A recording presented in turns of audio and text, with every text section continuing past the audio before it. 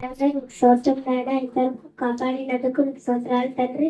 తండ్రి భక్తి మనంలో వెళ్తున్నాం తండ్రి. నాకు మంచి సందేశం ఏమని వేడుకుంటున్నాను తండ్రి.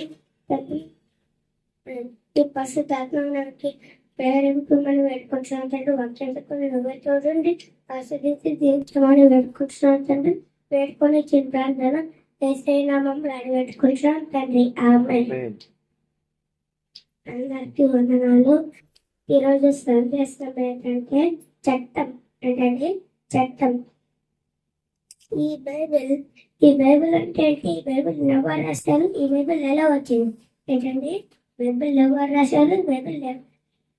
ఈ బైబిల్ ఎవరు రాశారు? ఈ బైబిల్ ఎలా వచ్చింది? తెలుసుకుందాం.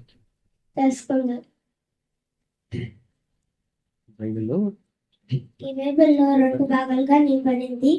ఒకటి పాత నిబంధన, 2 కొత్త నిబంధన. పాత నిబంధన 39 పుస్తకాలు అయితే కొత్త నిబంధన 27 పుస్తకాలు. మొత్తం కలిసి 66 పుస్తకాల బైబిల్ సమయం. ఈ బైబిల్లో సుమారుగా 40 మంది భక్తులు రాశారు. ఈ రోజు చాలా మంది చాలా పుస్తకాలు రాస్తున్నారా లేదా? వాళ్ళు ఎలా రాస్తున్నారు? వాళ్ళ ఆచరణ బట్టి, వాళ్ళ బుద్ధి బట్టి రాస్తున్నారు. అలాగే ఈ బైబిల్ రాయబడ్డారంటారా? చూద్దాం రండి. 2వ పేతురు 1వ అధ్యాయము 20వ వచనము. 2వ పేతురు 1వ అధ్యాయము 20వ వచనము. తీశారు అందరూ. ఒకడు తన ఊహను బట్టి చెప్పుట వలన లేఖనములో ఏ ప్రవచనము పుట్టదని మొదట గ్రహించుకునవలెను. ఏంటంటే తన ఊహను బట్టి చెప్పుట వలన లేఖనమును పుట్టలేదని మొదట గ్రహించవలను. ఏంటంటే ఊహను బట్టి కానీ ఆలోచన బట్టి కానీ రాబడలేదు. మళ్ళీ ఎలా రాబడ్డది అంటారు? 21వ అధ్యాయం. ప్రవచనము ఎప్పుడును మనుషుని ఇచ్చిన బట్టి కలగలేదు గాని మనుషులు ఆత్మ వలన ప్రేరేపింపబడిన వారై దేవుని మూలముగా పలికిరి. దేవుని మూలముగా పలికిరంటే ఇక్కడ ఎవరు రాబడారంటే దేవుని చేత భక్తులు ఉన్నారు కదా, ఆ భక్తులతోటి రాబడింది ఈ పరిశుద్ధ గ్రంథం. దీనికి ఇంకొక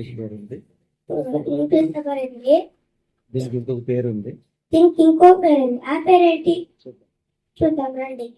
కీర్తన గ్రంథము 81వ అధ్యాయము 4వ వచనం. కీర్తన గ్రంథము 81వ అధ్యాయము 4వ వచనం. చెప్పు, అందరూ చేయండి.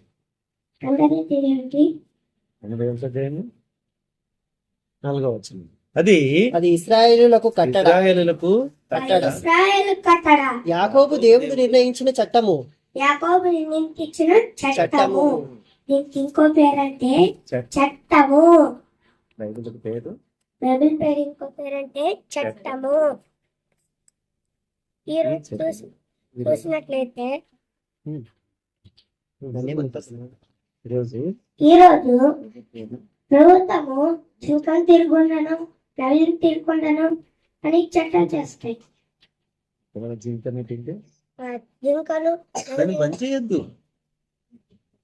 జింకలు నల్లిని తింటే, ప్రభుత్వానికి తెలిస్తే మనకి శిక్ష విధిస్తారు. ఇది సరలేదా?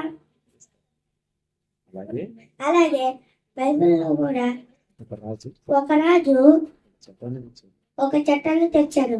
ఆ చట్టం ఏంటంటే ఒక బొమ్మ నిలబడి తల్లి అక్కడ 3 వ్యక్తులు మొక్కలేదు. ఆ 3 వ్యక్తులు ఎవరు? ఆ 3 వ్యక్తులు మొక్కలేదంట, బొమ్మకు మొక్కలేదు. ఇంకో రోజు కూడా చట్టం తెచ్చాడు. ఆ చట్టం ఏంటంటే నాకే ప్రార్థన చేయండి. నాకే ప్రార్థన చేయాలి, ఇంకెవరికి ప్రార్థన చేయకూడదని ఒక చట్టం తెచ్చాడు. తెస్తే దానియేలు దేవునికి ప్రార్థన చేస్తుంటే అప్పుడు రాజారాజా దానియేలు తన దేవునికి ప్రార్థన చేస్తున్నాడు అని చెప్తారు. చెప్తే ఇప్పుడు ఆయన రాజు ఏం చేస్తారు, సింహపు బోర్లో వేస్తారా లేదా? అది ఆయన చట్టం, అది చట్టం. శిక్ష దేవుడు ఒకటి చట్టం ఉంది కదా. ఆ చట్టం ఏంటి? దేవుని మనము ప్రేమించాలి, దేవుని కొరకు జీవించాలి, దేవుని కొరకు వెతకాలి, ఆ చట్టంకి లోబడాలి. అది బైబిల్ చెప్తుంది. మనము చాలా చాలా తప్పులు చేస్తాము, అవన్నీ కరగపడేవి. మళ్ళీ దేవుడు ఎంత బాధపడుతున్నాడో చెప్పు. కనుక వీరందరూ దేవుని కొరకు జీవించాలని నేను ఇన్ని మాటలను ముగిస్తున్నాను.